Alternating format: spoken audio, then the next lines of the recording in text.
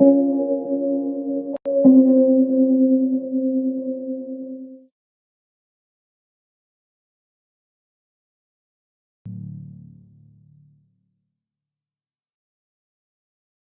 and gentlemen, tonight you've been listening to part one of a three-part series entitled The Illuminati, produced by Anthony J. Hilder, narrated by Myron Fagan.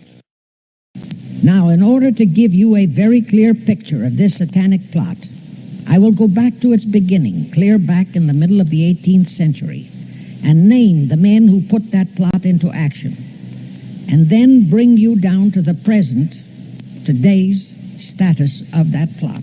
However, the vitally important thing for all Americans, all you mothers of the boys who died in Korea and are now dying in Vietnam, to know is that our so-called leaders in Washington, whom we elected to safeguard our nation and our Constitution, are the betrayers, and that behind them are a comparatively small group of men whose sole objective is to enslave the whole world of humanity in their satanic plot of one world government. Now, as a matter of further intelligence, a term used by the FBI, let me clarify the meaning of the expression, "He is a liberal." The enemy, meaning the one world conspirators, have seized upon that word liberal as a cover-up for their activities. It sounds so innocent and so humanitarian to be liberal. Will make sure that the person who calls himself a liberal or is described as a liberal is not in truth a red.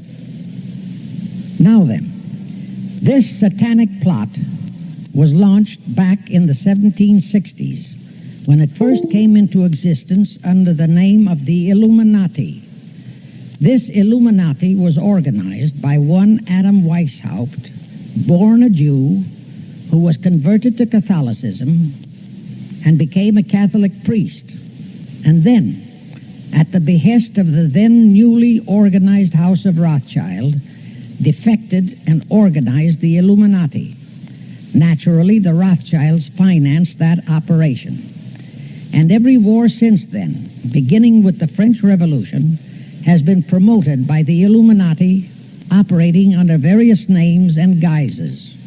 I say under various names and guises because after the Illuminati was exposed and became too notorious, Weishaupt and his co-conspirators began to operate under various other names.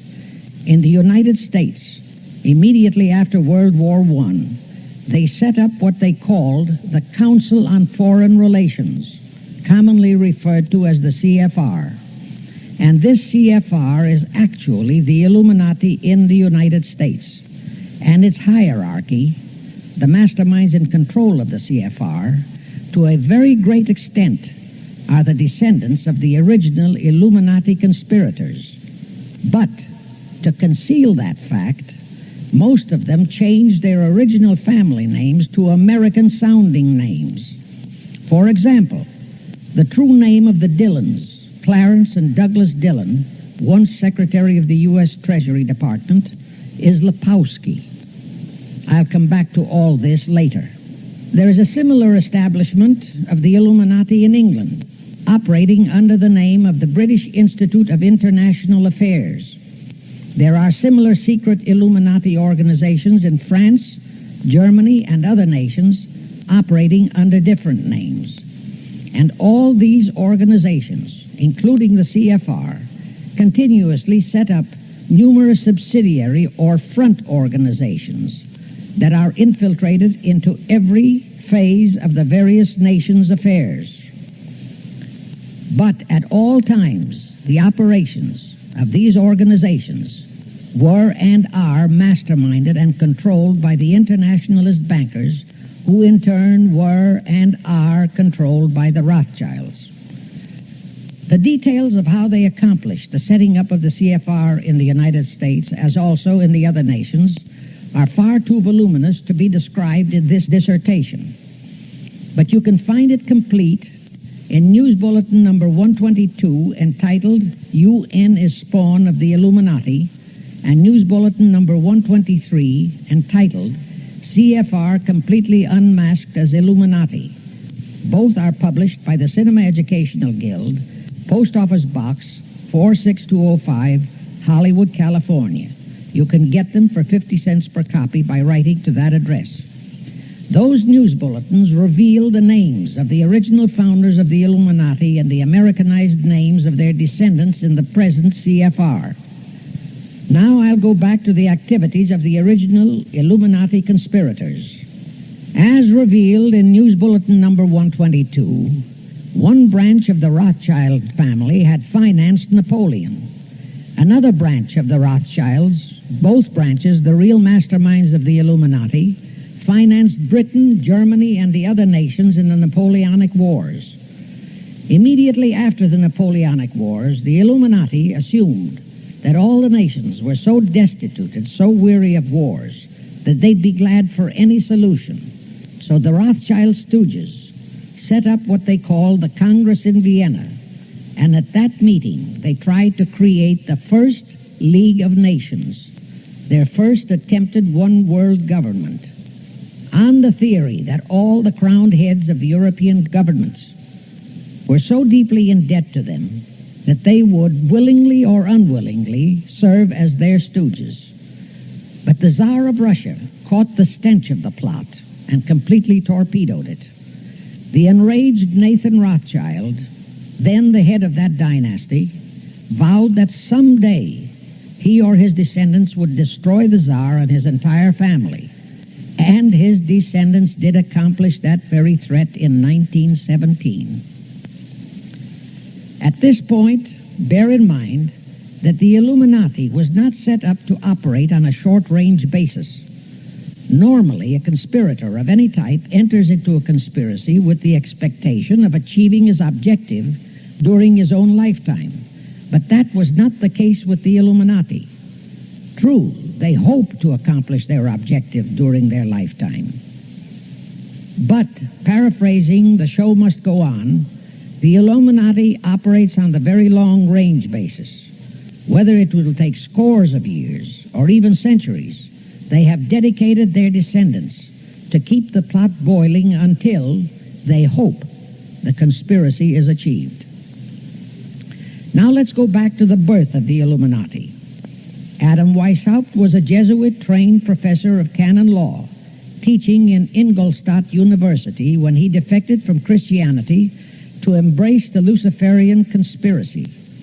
It was in 1770 that the professional moneylenders, the then recently organized House of Rothschild, retained him to revise and modernize the age-old protocols of Zionism, which from the outset was designed to give the synagogue of Satan, so named by Jesus Christ, ultimate world domination, so they could impose the Luciferian ideology upon what would remain of the human race after the final social cataclysm by use of satanic despotism. Weishaupt completed his task May 1st, 1776. Now you know why May 1 is the great day with all communist nations to this very day. That was the day, May 1, 1776, that Weishaupt completed his plan and officially organized the Illuminati to put the plan into execution. That plan required the destruction of all existing governments and religions. That objective was to be reached by dividing the masses of people whom he, Weishaupt, termed Goyim, or human cattle, into opposing camps in ever-increasing numbers on political, social, economic, and other issues, the very conditions we have in our country today. The opposing sides were then to be armed and incidents provided which would cause them to fight and weaken themselves and gradually destroy national governments and religious institutions. Again, I say, the very conditions in the world today. And at this point, let me stress a prime feature of the Illuminati plans.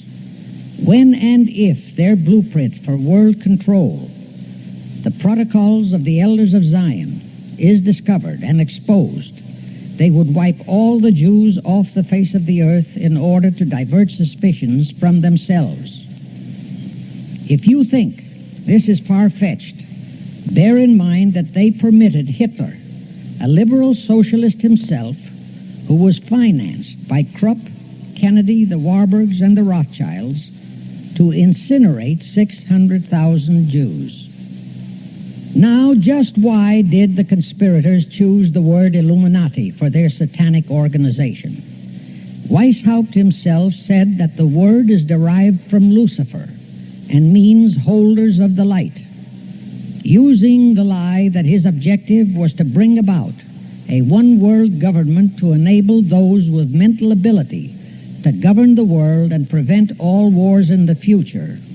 In short, using the word peace on earth as his bait, exactly as that same bait, peace, was used by the 1945 conspirators to foist the United Nations on us.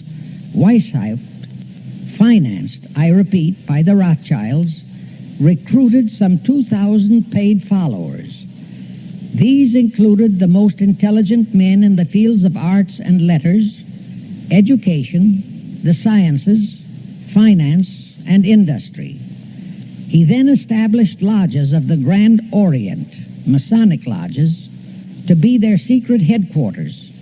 And I again repeat that in all of this he was acting under orders from the House of Rothschild. The main features of the Weishaupt plan of operation required his Illuminati to do the following things to help them to accomplish their purpose.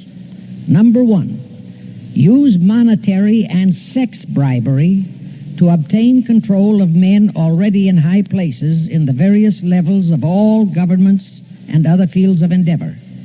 Once influential persons had fallen for the lies, deceits, and temptations of the Illuminati, they were to be held in bondage by application of political and other forms of blackmail, threats of financial ruin, public exposure and physical harm, even death, to themselves and loved members of their families.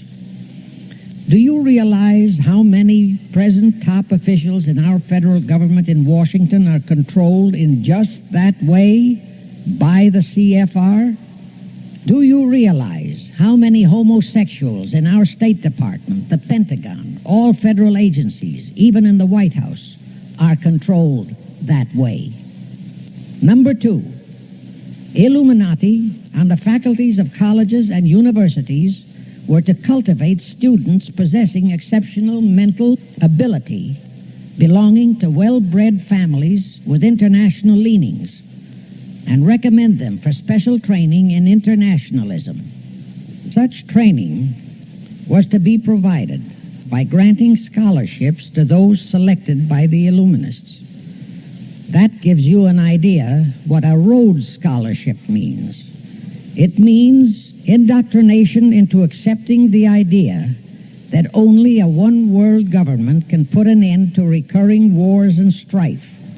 That's how the United Nations was sold to the American people.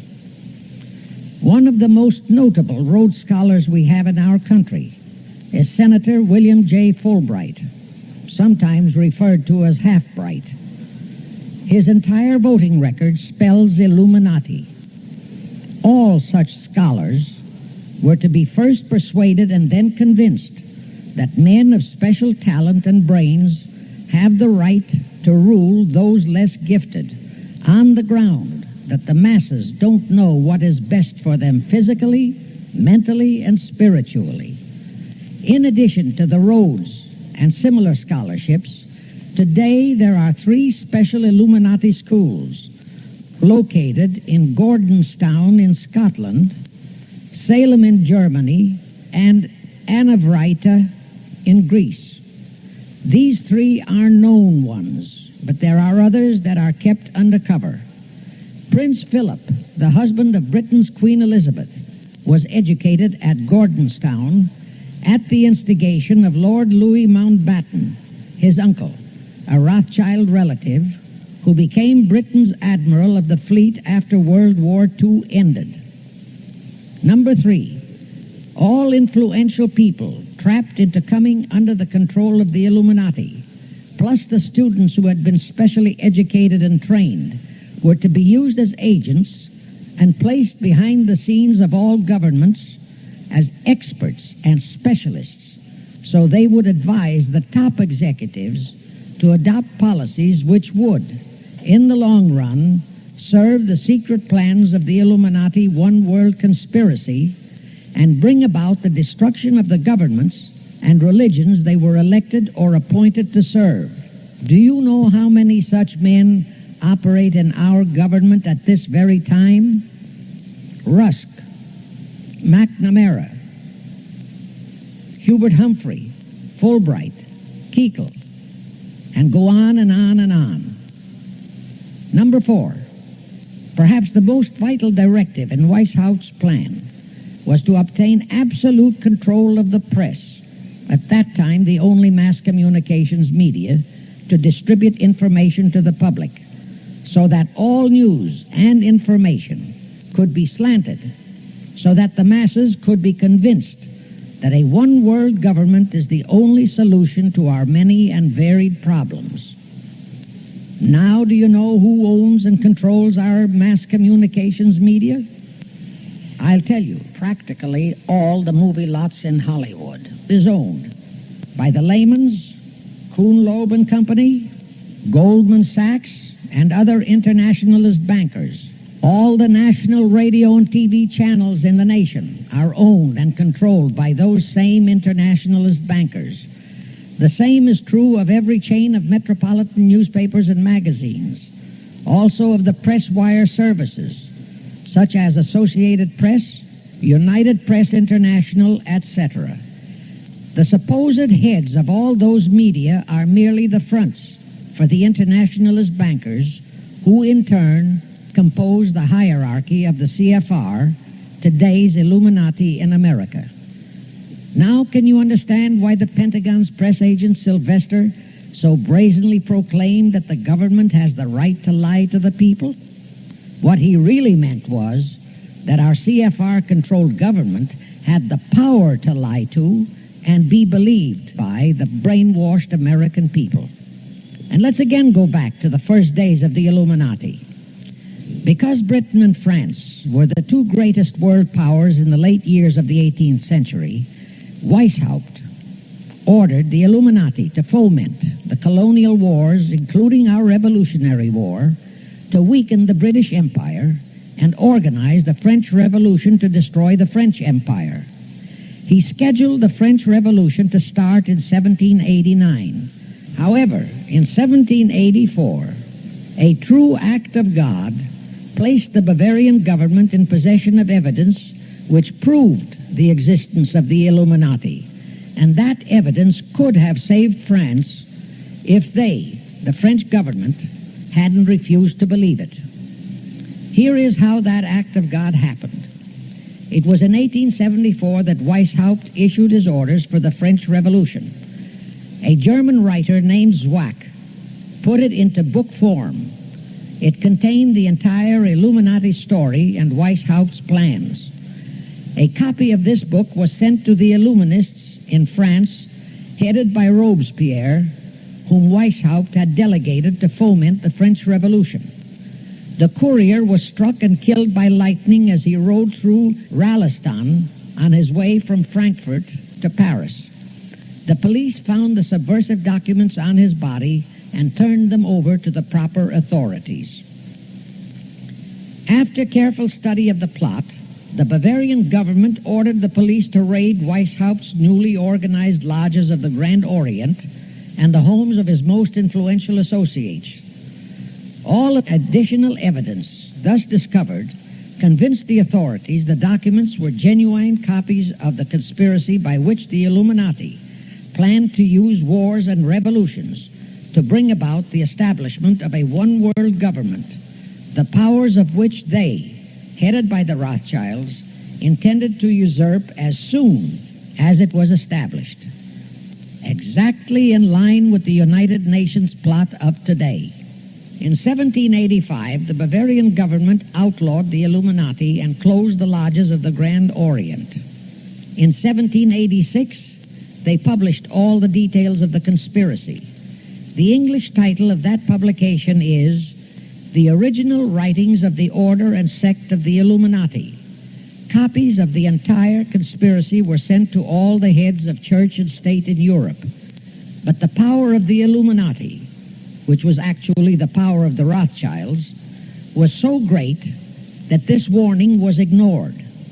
Nevertheless, Illuminati became a dirty word, and it went underground. At the same time, Weishaupt ordered Illuminists to infiltrate into the lodges of Blue Masonry and form their own secret societies within all secret societies.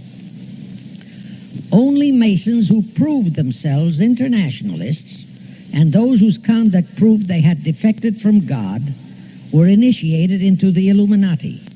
Thenceforth, the conspirators donned the cloak of philanthropy and humanitarianism to conceal their revolutionary and subversive activities. In order to infiltrate into Masonic lodges in Britain, Weishaupt invited John Robison over to Europe. Robison was a high-degree Mason in the Scottish Rite. He was a professor of natural philosophy at Edinburgh University and secretary of the Royal Society of Edinburgh. Robison did not fall for the lie that the objective of the Illuminati was to create a benevolent dictatorship, but he kept his reactions to himself so well that he was entrusted with a copy of Weishaupt's revised conspiracy for study and safekeeping. Anyway, because the heads of state and church in France were deluded into ignoring the warnings given them, the revolution broke out in 1789 as scheduled by Weishaupt. In order to alert other governments to their danger, in 1798 Robison published a book entitled Proof of a Conspiracy to Destroy All Governments and Religions. But his warnings were ignored, exactly as our American people have been ignoring all warnings about the United Nations and the Council on Foreign Relations, the CFR. Now here is something that will stun and very likely outrage many who hear this. But there is documentary proof that our own Thomas Jefferson and Alexander Hamilton became students of Weishaupt's. Jefferson was one of Weishaupt's strongest defenders when he was outlawed by his government. And it was Jefferson who infiltrated the Illuminati into the then newly organized lodges of the Scottish Rite in New England. Here is the proof. In 1789, John Robison warned all Masonic leaders in America that the Illuminati had infiltrated into their lodges. And on July 19, 1789, David Papin, president of Harvard University, issued the same warning to the graduating class and lectured them on the influence Illuminism was acquiring on American politics and religion. And to top it off, John Quincy Adams, who had organized the New England Masonic lodges, issued his warnings. He wrote 3 letters to Colonel William L. Stone, a top Mason, in which he exposed how Jefferson was using Masonic lodges for subversive, Illuministic purposes. Those 3 letters are at this very time in Rittenberg Square Library in Philadelphia. In short, Jefferson, founder of the Democratic Party, was a member of the Illuminati, which at least partly accounts for the condition of the party at this time. And through infiltrations of the Republican Party, we have exactly nothing of loyal Americanism today. That disastrous rebuff at the Congress at Vienna, created by the Tsar of Russia, did not by any means destroy the Illuminati conspiracy. It merely forced them to adopt a new strategy. Realizing that the one-world idea was, for the moment, killed, the Rothschilds decided that to keep the plot alive, they'd have to do it by heightening their control of the money systems of the European nations. Earlier, by a ruse, the outcome of the Battle of Waterloo had been falsified. Rothschild had spread a story that Napoleon had won that battle. That had precipitated a terrific panic on the stock market in England. All stocks had plummeted down to practically zero. and Nathan Rothschild bought all the stocks for virtually a penny on its dollar values. That gave him complete control of the economy of Britain and virtually of all Europe.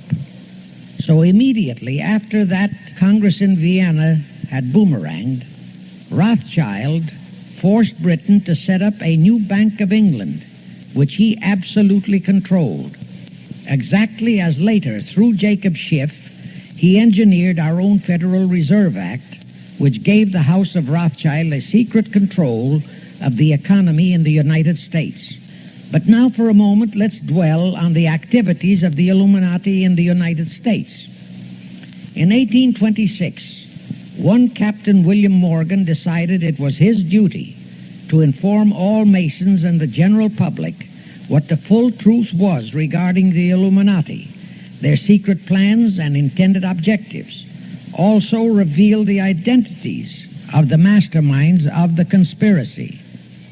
The Illuminati promptly tried Morgan in absentia and convicted him of treason. They ordered one Richard Howard, an English Illuminist, to carry out their sentence of execution as a traitor.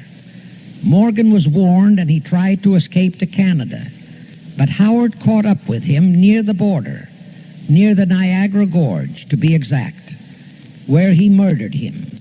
This was verified in a sworn statement made in New York by one Avery Allen to the effect that he heard Howard render his report of the execution to a meeting of Knights Templars in St. John's Hall, New York. He also told how arrangements had been made to ship Howard back to England.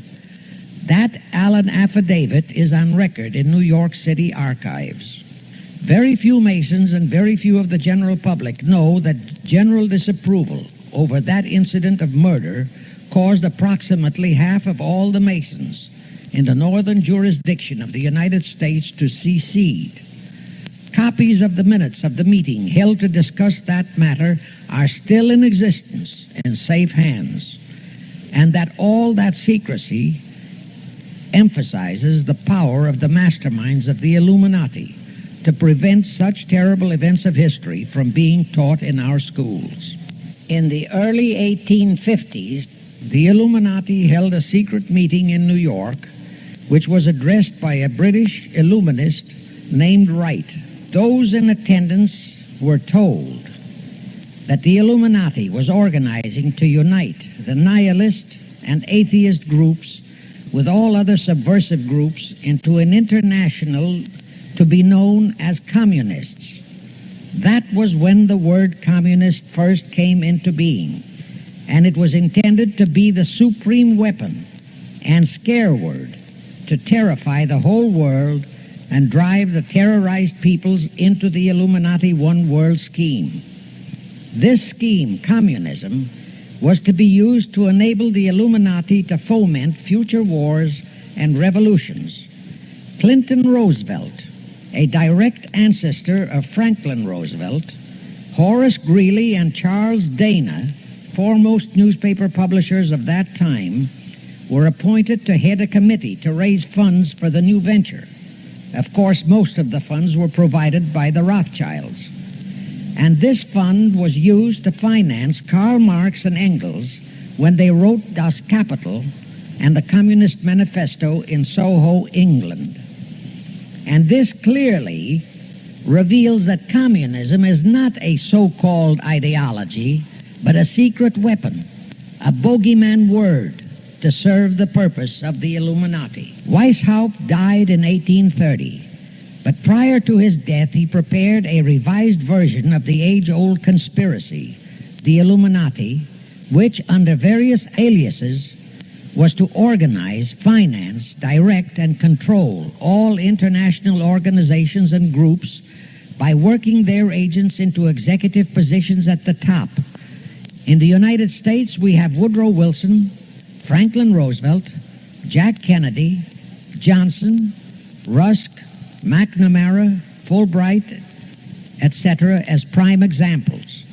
In addition, while Karl Marx was writing the Communist Manifesto under the direction of one group of Illuminists, Professor Karl Ritter of Frankfurt University was writing the antithesis under direction of another group.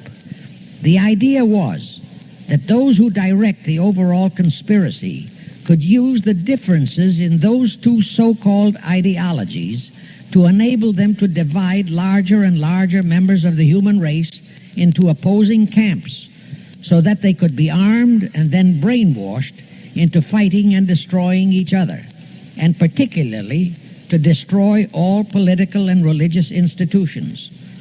The work Ritter started was continued after his death and completed by the German so-called philosopher Friedrich Wilhelm Nietzsche, who founded Nietzscheism.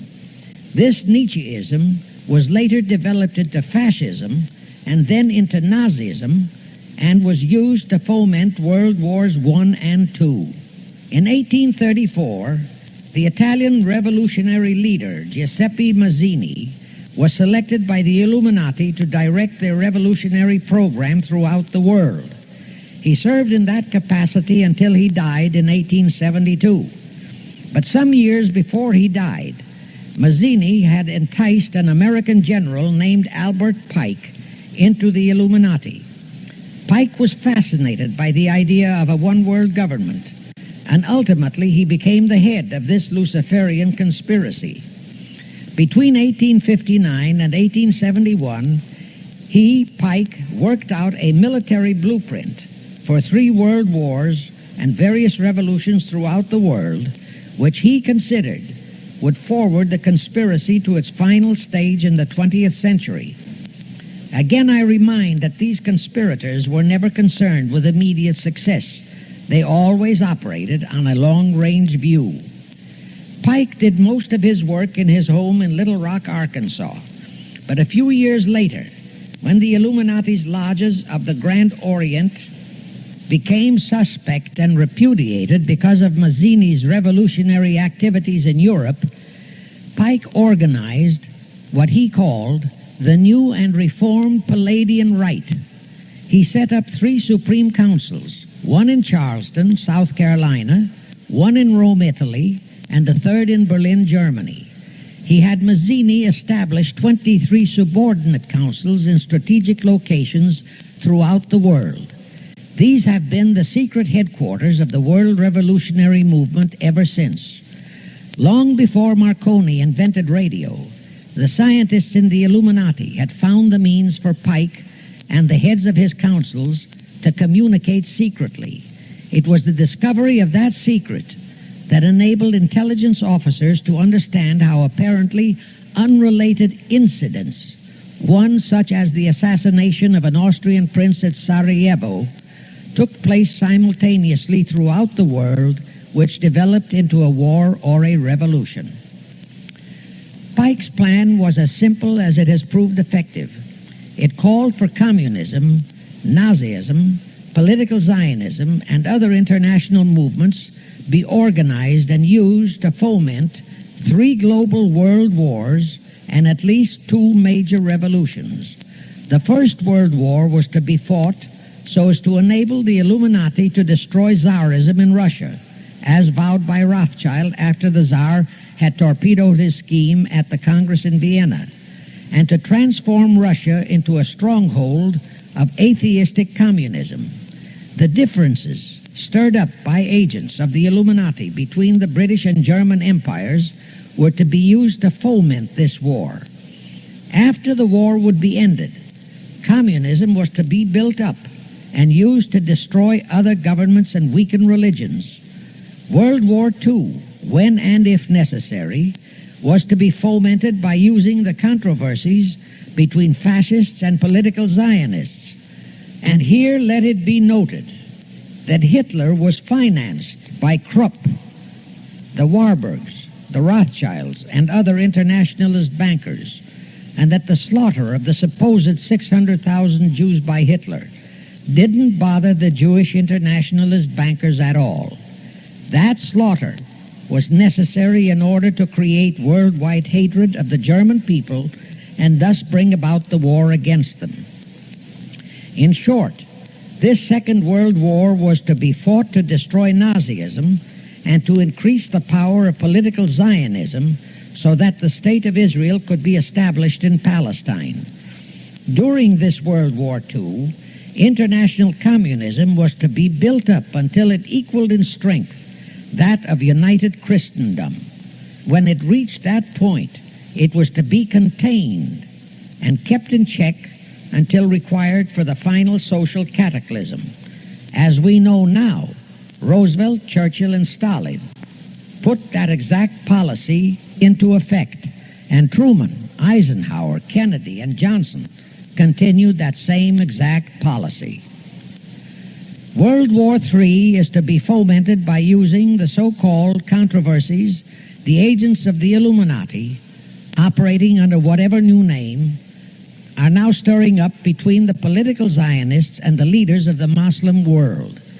That war is to be directed in such a manner that all of Islam and political Zionism, Israel, will destroy each other, while at the same time the remaining nations, once more divided on this issue, will be forced to fight themselves into a state of complete exhaustion, physically, mentally, spiritually, and economically.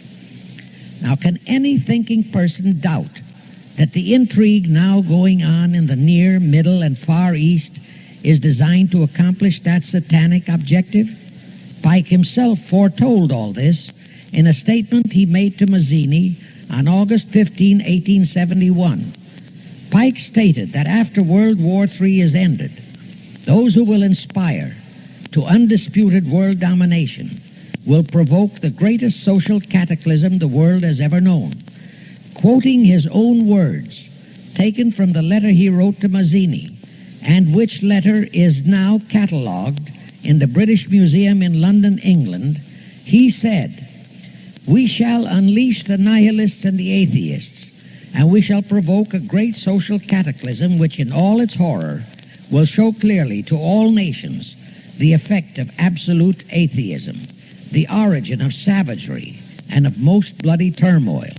Then everywhere the people forced to defend themselves against the world minority of revolutionaries will exterminate those destroyers of civilization, and the multitudes disillusioned with Christianity, whose deistic spirits will be from that moment on without direction and leadership, and anxious for an ideal but without knowledge where to send its adoration, will receive the true light through the universal manifestation of the pure doctrine of Lucifer, brought finally out into public view, a manifestation which will result from a general reactionary movement which will follow the destruction of Christianity and atheism, both conquered and exterminated at the same time."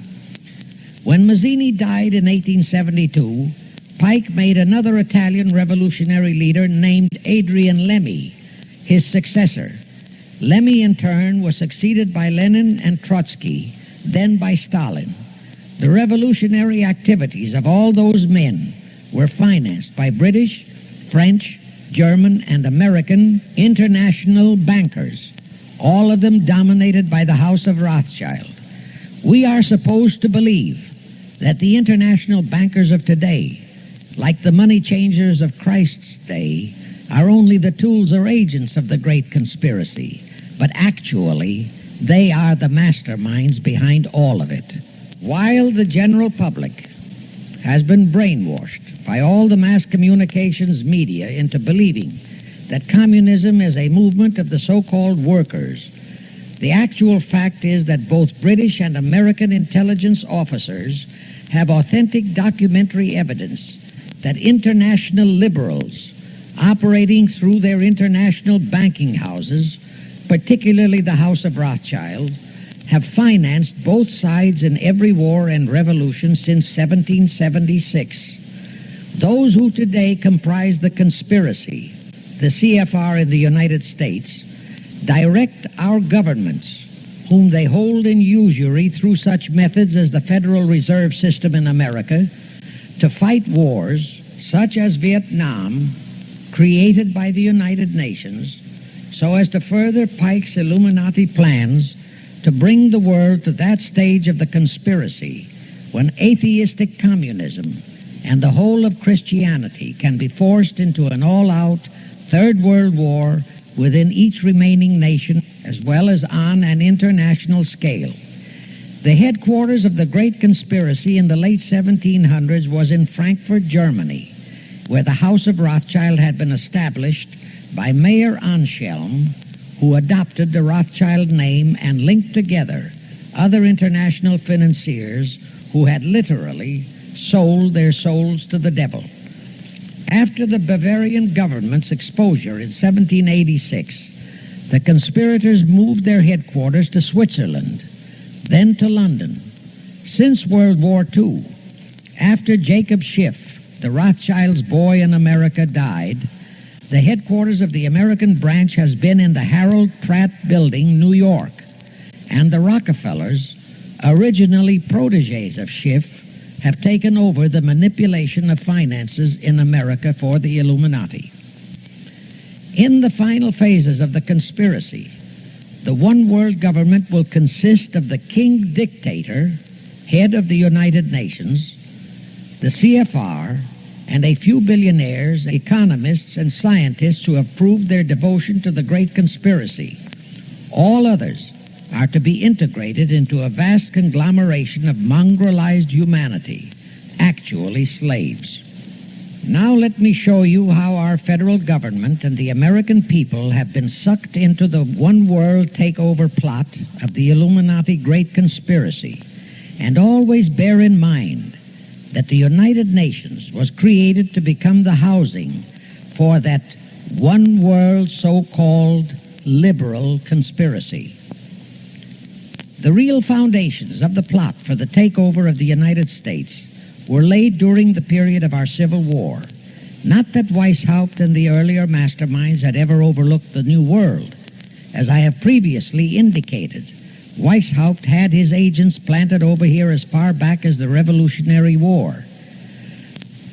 But George Washington was more than a match for them. It was during the Civil War that the conspirators launched their first concrete efforts. We know that Judah Benjamin, chief advisor of Jefferson Davis, was a Rothschild agent.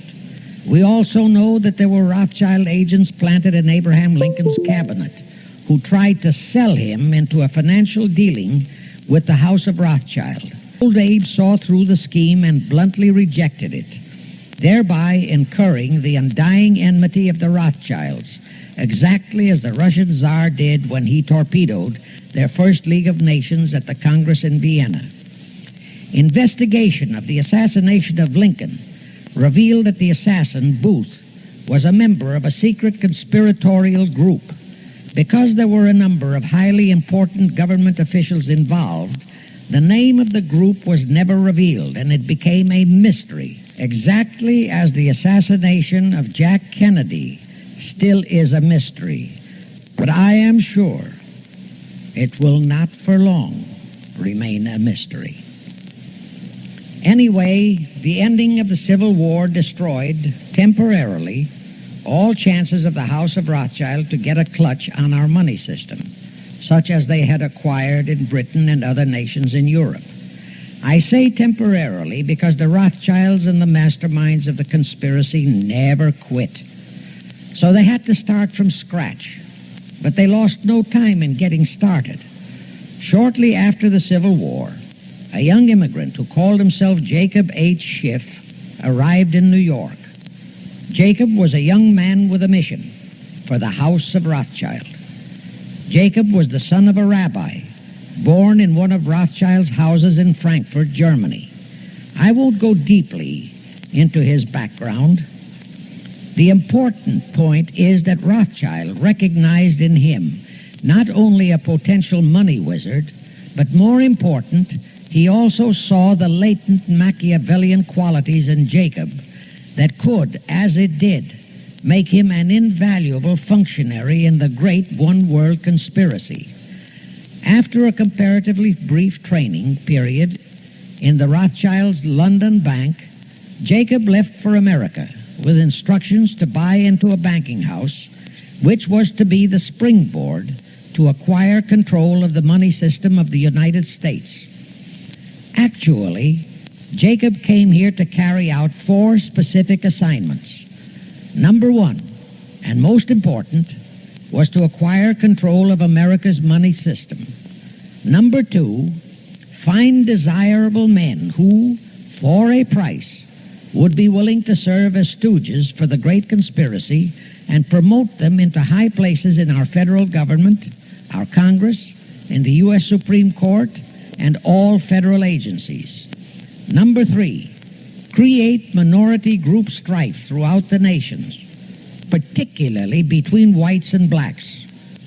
Number 4, create a movement to destroy religion in the United States, but Christianity to be the chief target.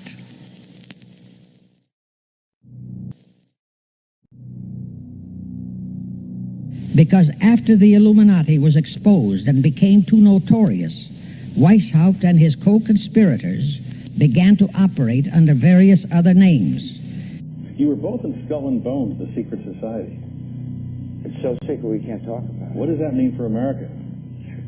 The conspiracy theorists are going to go wild. I'm sure they are. I don't know. I haven't seen the website. Number 322?